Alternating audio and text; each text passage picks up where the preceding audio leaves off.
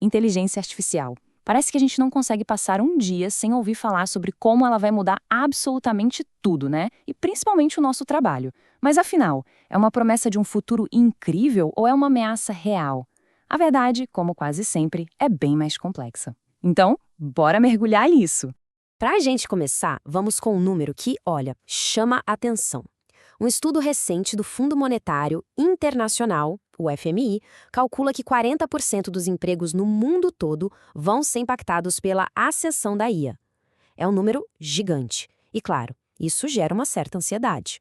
E olha, o próprio FMI não está aliviando. Essa citação, tirada direto do estudo deles, confirma aquele medo que todo mundo tem, o de que alguns empregos simplesmente deixem de existir. E isso leva a gente para a primeira grande pergunta dessa história toda. Essa é a pergunta de US$ 1 milhão, não é mesmo? Aquela narrativa de que os robôs inteligentes estão vindo para roubar os nossos empregos é muito forte e, vamos ser sinceros, dá um pouco de medo. Mas será que os dados mostram isso mesmo? E aqui os números mostram que a coisa tem dois lados. O Fórum Econômico Mundial projeta que sim, 83 milhões de postos de trabalho podem sumir. Só que, ao mesmo tempo, ele prevê que 69 milhões de funções novas vão ser criadas. Isso sugere que a gente não está vendo uma simples troca, e sim uma baita reconfiguração do mercado de trabalho. E é justamente essa reconfiguração que obriga a gente a mudar o nosso jeito de pensar. Em vez de ficar com medo de que empregos inteiros vão desaparecer, a teoria econômica mais moderna convida a gente a olhar mais de perto para as pecinhas que formam o nosso dia a dia no trabalho. O ponto-chave, a grande virada, é o seguinte: a IA não ataca um emprego, ela automatiza uma tarefa. Pesquisas de economistas como Acemoglu e Restrepo, que são muito estudadas por aí, mostram que a tecnologia foca em rotinas específicas e não em profissões inteiras. E isso, olha, muda o jogo completamente. E isso aqui ilustra perfeitamente a mudança de mentalidade que a gente precisa ter. A pergunta deixa de ser: será que eu vou perder meu emprego? E passa a ser: quais partes do meu trabalho vão mudar?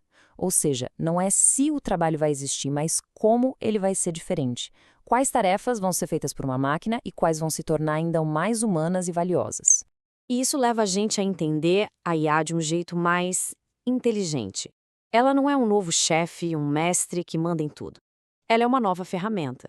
E como toda ferramenta, tem seus pontos fortes e fracos. Tem horas que ela brilha e tem horas que ela, falha feio. Então, o futuro é essa colaboração, sabe? Humanos e IA trabalhando lado a lado.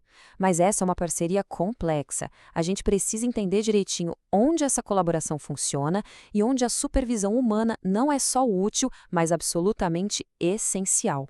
Pega só esse exemplo de um estudo do Boston Consulting Group. Eles colocaram consultores para usar IA em tarefas criativas, tipo ter novas ideias. Os resultados foram incríveis. A qualidade do trabalho aumentou em 40%, sem falar na velocidade. Aqui, a IA foi tipo um turbo para a criatividade. Agora, olha o outro lado da moeda. No mesmo estudo, quando a tarefa pediu uma análise crítica e a IA recebeu dados com falhas, o desempenho despencou. A precisão dos humanos sozinhos foi de quase 85%. Já a galera que usou a IA caiu para uma faixa de 60% a 70%. Eles confiaram demais na ferramenta e ela os levou para o erro. E olha, isso não acontece só ali não. Uma pesquisa da FGV Direito Rio sobre o uso de IA por advogados mostrou a mesma coisa. Ela é ótima para acelerar o trabalho, mas comete erros graves, as famosas alucinações. A ferramenta pode simplesmente inventar uma lei ou uma decisão judicial. Sem um advogado de olho, o resultado seria um desastre. E é aí que está o pulo do gato. É justamente nessas fraquezas da IA que a nossa maior força aparece. Parece um paradoxo, mas essa revolução tecnológica está tornando as nossas habilidades mais humanas, mais importantes do que nunca. Essa frase da professora Solange Oliveira Rezende, da USP, nossa, ela resume tudo de um jeito perfeito. A ameaça não é a tecnologia.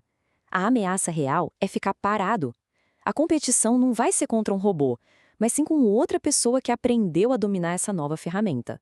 Então, que habilidades são essas? Bom, são aquelas coisas que as máquinas, pelo menos por enquanto, não chegam nem perto de fazer. A gente está falando de empatia para entender o cliente, pensamento crítico para sacar um problema, criatividade para achar uma solução que ninguém viu e o julgamento ético para tomar decisões difíceis. Essas são as novas competências essenciais. Beleza. Entender a mudança é o primeiro passo. Mas, na prática, como a gente se prepara para ela? Tanto como indivíduos quanto como empresas, qual é o plano? Esse mapa da transição deixa tudo bem claro. De um lado, a gente vê o declínio de funções baseadas em tarefas repetitivas. Do outro lado, estão surgindo carreiras totalmente novas que misturam tecnologia e humanidade, como especialistas em ética de IA ou designers de aprendizado. Olhando para o que os especialistas em recrutamento, como a Reis, estão dizendo, o caminho para se adaptar é claro. Começa por identificar as habilidades do futuro e depois criar programas de requalificação. Mas, acima de tudo, é preciso criar uma cultura onde aprender sempre não seja uma obrigação, mas parte natural do trabalho. Só que essa transformação toda não mexe só com o nosso emprego. Ela mexe com a base da nossa sociedade. A maneira como a gente organiza o trabalho, a riqueza e a segurança. Tudo isso está sendo colocado em xeque. Essa é a pergunta central. A automação pode gerar uma produtividade, uma riqueza que a gente nunca viu. Mas quem vai se beneficiar disso? Se todo esse ganho ficar concentrado na mão de poucos, a gente corre um risco gigante de aumentar a desigualdade. Sabe aquele acordo antigo de um emprego estável, com carteira assinada e direitos? Ele está se desfazendo. A ascensão da gig economy, a economia dos bicos e de uma classe de trabalhadores com pouca segurança, o precariado, mostra que os nossos sistemas de proteção social não foram feitos para essa nova realidade. E aí que entram na conversa algumas ideias novas e ousadas, como a renda básica universal. A ideia é basicamente dar um piso de segurança financeira para todo mundo, como se fosse um dividendo pago por toda a produtividade que a automação gera. Isso daria fôlego para as pessoas se adaptarem. No fim das contas, a gente vê que o futuro não há uma luta de humanos contra máquinas. A questão é como a gente constrói um sistema onde essa colaboração entre nós e a tecnologia gera uma prosperidade que seja dividida por todos. É um jogo novo que precisa de regras novas. Isso tudo deixa a gente com uma última reflexão, talvez a mais importante. A tecnologia não é um destino, ela é uma série de escolhas que a gente faz.